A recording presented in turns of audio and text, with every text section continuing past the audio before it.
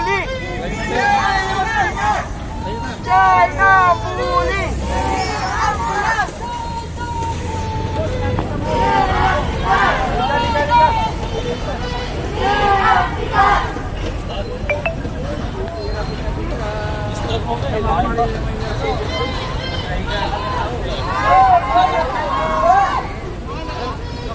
Okay po, para po sa mga promise ng ating programa ngayong umaga.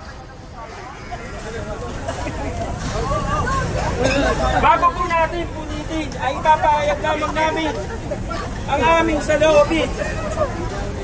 Kung makikita po ninyo, ay narito ang ordinansa na nagsasaad na uhulihin daw nila